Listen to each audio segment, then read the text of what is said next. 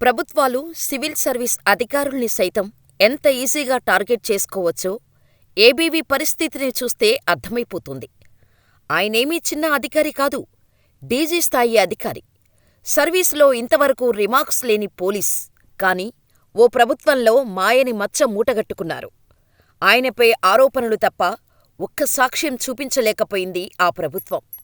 ప్రభుత్వం తలుచుకుంటే civil service అధికారుల్ని ఎంత సులువుగా వేధించవచ్చో చెప్పడానికి ఈయన జీవితం ఓ నిదర్శనం.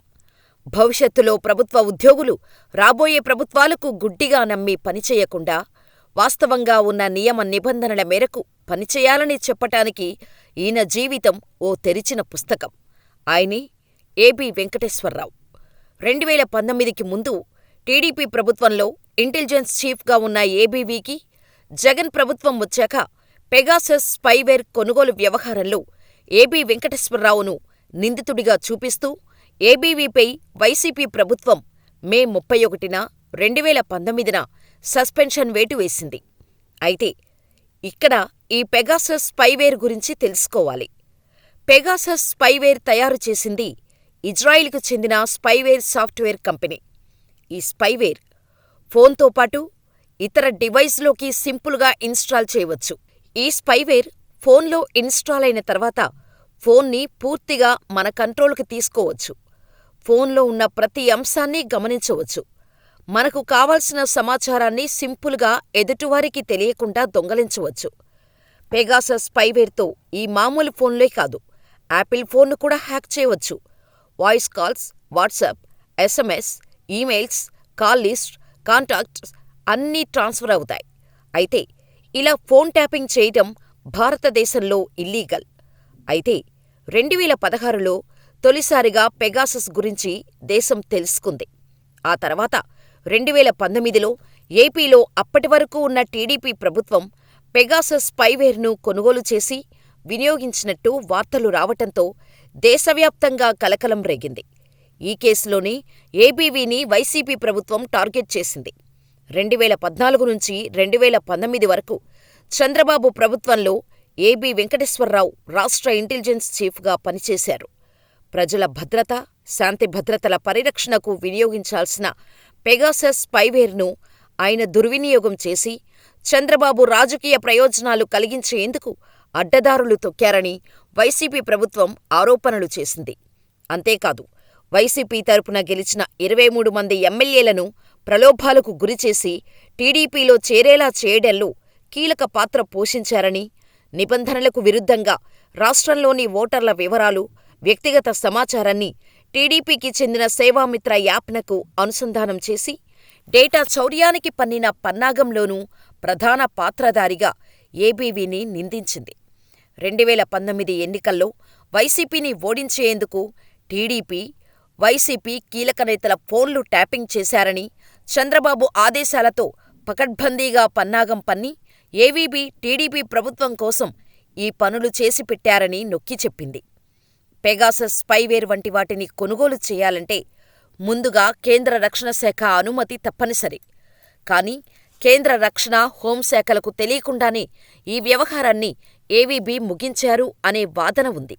రాష్ట్ర పోలీసు శాఖ ఆధునికీకరణ ముసుగులో మానవరహిత వాహనం, ఏరోరస్టాట్ పరికరాలు, ఇతర స్పైవేర్ పరికరాలను 25.50 కోట్ల రూపాయలతో కొనుగోలు చేశారని, ఈ వ్యవహారంలోనూ ఆయన కుమారుడు చేతన సాయికృష్ణ కంపెనీకి టెండర్ కట్టబెట్టడం ద్వారా అవినీతికి తెరలేపారని అప్పట్లో టాక్ వినిపించింది.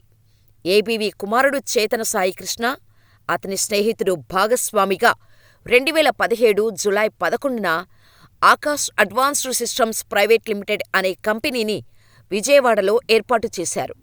అనంతరం ఇజ్రాయిల్కు చెందిన ఆర్టీ ఇన్ఫ్లేమబుల్ ఆబ్జెక్ట్ లిమిటెడ్ అనే కంపెనీ ద్వారా పెగాసస్ స్పైవేర్ పరికరాలు కొనుగోలుకు ఒప్పందం చేసుకున్నట్టు వైసీపీ తెలిపింది. దేశ భద్రతకు ముప్పు కలిగించే అవకాశం ఉన్న పెగాసస్ స్పైవేర్ పరికరాలను కేంద్ర రక్షణ శాఖ అనుమతి లేకుండా కొనడాన్ని రాష్ట్ర ప్రభుత్వం తీవ్రంగా పరిగణించి అవినీతి నిరోధక చట్టాన్ని కూడా ఉల్లంఘించిన ఏబీవీపై కఠిన చర్యలు తీసుకోవాలని నిర్ణయించింది. ఆయన్ని సస్పెండ్ చేసి విచారణకు ఆదేశించింది. అయితే ఐపీఎస్ అధికారిపై కేసు నమోదు చేసి దర్యాప్తు చేయాలంటే కేంద్ర హోంశాఖ అనుమతి తీసుకోవాలి. అందుకే నిఘా పరికరాల కొనుగోలులో ఏబీ వెంకటేశ్వరరావు అవినీతిపై కేంద్ర హోంశాఖ అనుమతి కోరుతూ నివేదిక ఇచ్చింది.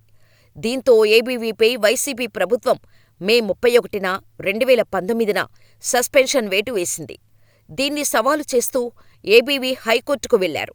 సుదీర్ఘ న్యాయ పోరాటం తర్వాత హైకోర్టు ఏబీవీపై సస్పెన్షన్ను కొట్టివేసింది. అయితే ఏపీ హైకోర్టు తీర్పును ఛాలెంజ్ చేస్తూ ఏపీ ప్రభుత్వం సుప్రీంకోర్టుకు వెళ్లింది. సర్వీసులో ఉన్న అధికారిని 2 ఏళ్ల కంటే ఎక్కువ కాలం సస్పెన్షన్లో ఉంచొద్దని సుప్రీంకోర్టు ఆదేశాలు ఇచ్చింది. ఏపీ వెంకటేశ్వరరావుపై ఉన్న సస్పెన్షన్ను రద్దు చేసింది.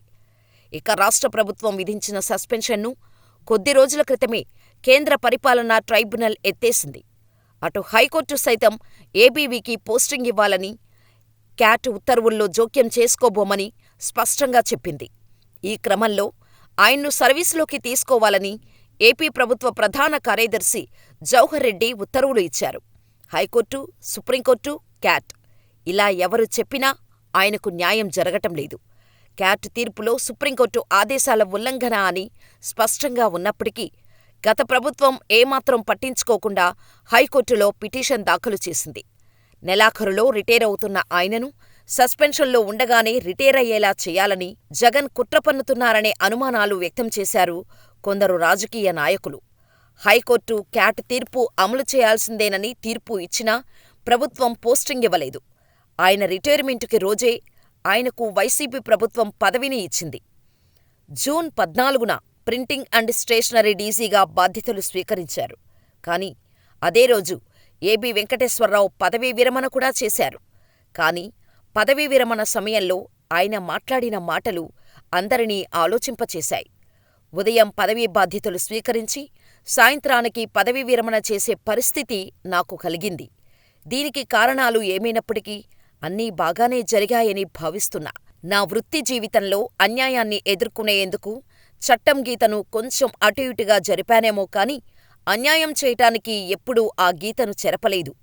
పూర్తి సంతృప్తితో పదవీ విరమణ చేస్తున్నా.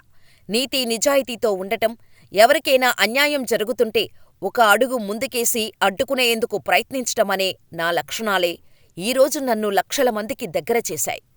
నేను ఇంజనీరింగ్ చదువుకొని టాటా మోటార్స్లో ఉద్యోగం చేసేవాడిని. అక్కడే కొనసాగుంటే ఏదో ఒక ఆటోమొబైల్ కంపెనీలో దేశానికి హెడ్గా రిటైర్ అయ్యేవాణ్ణి. కాని ఐపీఎస్ అధికారిగా బాధ్యతలు చేపట్టాను. అన్యాయాలు, అక్రమాలు, అధర్మం, అణచివేత ఎదుర్కోవటం నా వృత్తి ధర్మం. అన్యాయాన్ని ఎదుర్కొనేందుకు చట్టం ద్వారా నా శాయశక్తులా కృషి చేశా. అవినీతికి, చెడు అలవాట్లకు లోను కావొద్దని సర్వీసులో చేరినప్పుడే నిర్ణయించుకున్నా. 34 ఏళ్లపాటు నిజాయితీతో, వ్యక్తిత్వంతో గడిపాను. సమాజంలో దుర్మార్గుల కంటే మంచివాళ్లే ఎక్కువగా ఉంటారని మరోసారి తేలింది. ఏవీబీ మాట్లాడిన మాటలను బట్టి చెప్పవచ్చు. ప్రభుత్వాల వలయంలో చిక్కకుండా ప్రతి పోలీసూ జాగ్రత్తగా ఉండాలని, ఇక్కడ తప్పు ఎవరిది అని నేను చెప్పాలి అనుకోవటం లేదు. ఎందుకంటే నిజాలు ప్రజలందరికీ తెలిసినవే. కానీ ఐపీఎస్ అధికారులపై జరుగుతున్న ఇటువంటి దాడులను ఏ ఒక్క వ్యవస్థ కూడా అడ్డుకోలేకపోతోంది. ప్రభుత్వాలు, సివిల్ సర్వీస్ అధికారుల్ని సైతం ఈజీగా టార్గెట్ చేస్తున్నారు.